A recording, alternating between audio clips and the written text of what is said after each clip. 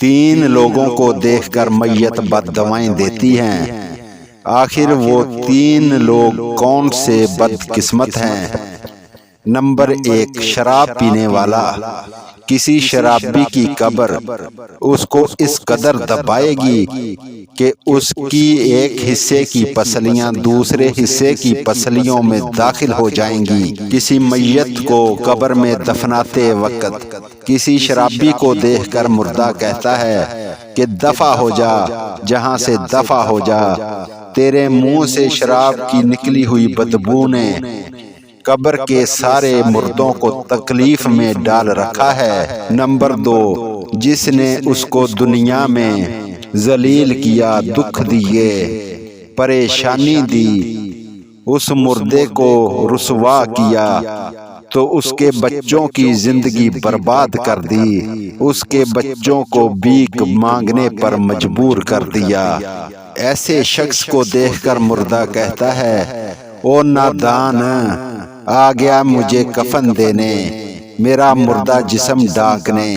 جب میں زندہ تھا تو مجھے پہنانے کے لیے تیرے پاس کپڑا نہیں تھا، اب جب میں مر گیا ہوں تو کس منہ سے مجھے لٹھے کا سوٹ پہنانے آ گیا؟ تو خدا را میرے پیارے بھائیوں، زندہ لوگوں کی قدر کیا کرو، زندہ لوگوں کو کھلایا کرو، خدمت کیا کرو۔ فرمایا تیسرا، بے نمازی۔ بے نمازی کو دیکھ کر بھی مردہ بد دعائیں دیتا ہے اور کہتا ہے، او نادان، مجھ سے تو اللہ نے وقت چھین لیا، تیرے پاس تو وقت ہے نا، میرے پاس تو وقت نہیں تھا اللہ سے صلح کرنے کا، میرے پاس تو وقت نہیں تھا اللہ کو منانے کا۔ وہ تیرے سانسیں تو چل رہی ہے، تیرے پاس تو وقت ہے نا، تجھے اللہ نے مہلت دے رکھی ہے، قبل اس کے کہ موت کا فرشتہ آ جائے، اس سے پہلے میرے بھائیوں اللہ کو راضی کر لو، اللہ کو منا لو بھائیوں، اس روٹھے ہوئے رب کو منا لو۔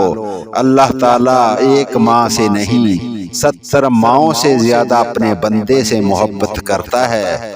تو اللہ پاک ہم سب کو نیک اعمال کرنے کی توفیق عطا فرمائے۔ جزاک اللہ۔